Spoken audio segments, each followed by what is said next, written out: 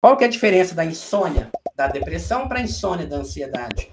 Normalmente, a insônia da ansiedade é uma insônia inicial. O que é uma insônia inicial? A pessoa deita, coloca a cabeça no travesseiro e começa a pensar na vida. Ah, minha vida é isso, minha vida é aquilo, como é que vai ser amanhã? O que eu vou falar com minha mãe? O que eu vou falar com meu marido? O que eu vou falar no trabalho? Eu estou cansado, será que eu vou dar conta? E não sei o quê. E meu filho, tem a reunião da escola do meu filho, e isso, e aquilo, e aquilo, e aquilo. A pessoa começa a ficar remoendo a vida todinha dela na hora que ela está no travesseiro. E ela vai desenvolver uma insônia inicial, ou seja, ela deita e não dorme. E na depressão? Na depressão, o mais comum é uma insônia terminal. A pessoa até dorme, mas a pessoa acorda bem mais cedo do que ela gostaria de acordar. Então, por exemplo, muitas vezes a pessoa com depressão, ela deita e dorme. Sei lá, né? Deitou 10 horas da noite, dormiu. 10h30 já está dormindo. Ah, que delícia. Meu sono tá bom. Eu tenho depressão, mas não tenho insônia. Mentira. Porque aí depois ela acorda, por exemplo, 3 horas da manhã, e não dorme mais. É o que a gente chama de insônia terminal. A pessoa acorda bem mais cedo do que o horário que ela iria acordar.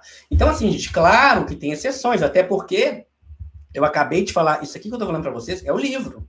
Até porque muitas vezes a pessoa pode ter os dois, ela pode ter ansiedade e depressão, ela pode ter até uma insônia global. Ela não consegue deitar, custa para dormir, dorme e ainda acorda mais cedo. Então, por exemplo, tem paciente que fala assim: nossa, eu deito, fico pensando, não consigo dormir, não consigo dormir, não consigo dormir. Quando eu vou dormir é 2 horas da manhã. Aí você pensa, a pessoa dormiu 2 horas da manhã, então vai acordar umas 10, né? Vai acordar umas 9, vai acordar umas 8. Não, dormiu 2 horas da manhã e acordou 4. Ou seja, dormiu nada, né, gente? Mas façam esse teste, tá? Normalmente, quando você suspeitar que você tem um diagnóstico, se você pesquisar no Google, provavelmente o Google vai confirmar a sua suspeita. Mas o Google não vai te mostrar como que os sintomas estão relacionados entre si. A insônia de uma pessoa, do alcoolista, é diferente da insônia do depressivo, que é diferente da insônia do ansioso, que é diferente da alteração do sono bipolar, que é diferente da alteração do sono de quem tem uma insônia primária. Então, assim, o sintoma, eles vão se entrelaçando em redes. E essa correlação, essa ligação entre um sintoma e outro é que vai construindo o diagnóstico, e não os sintomas de forma isolada. E, infelizmente, na verdade, não é infelizmente, porque é o que a gente tem, é o recurso que a gente tem. Os manuais classificatórios, né, os critérios diagnósticos, eles só jogam lá.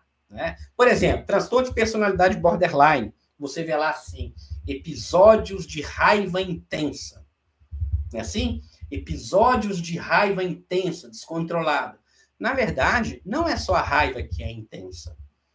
Por ser um transtorno de personalidade, o transtorno de personalidade borderline, por ser um transtorno da desregulação emocional, todas as emoções estão desreguladas. Não é só a raiva. Raiva é uma emoção. Alegria também é uma emoção. Mas quando você conversa com o paciente borderline, ele tem sim episódios de raiva intensa. Ok. Mas ele tem também episódios de alegria intensa, de euforia intensa. Só que euforia, gente, não atrapalha ninguém, né? Você está alegre, você está feliz, você não incomoda ninguém. Então não chama atenção. Agora, quando você tem um episódio de raiva intensa e você quebra uma casa inteira, isso chama a atenção.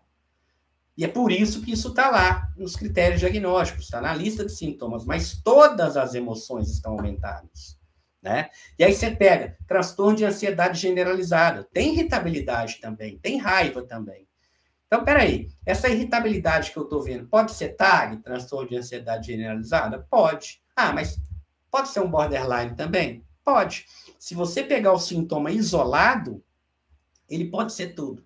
Por isso que a gente tem que pegar o sintoma e colocar esse sintoma dentro de um contexto. Qual é o contexto dessa irritabilidade? Qual é o contexto dessa preocupação? Qual é o contexto dessa tristeza? Qual é o contexto dessa anedonia?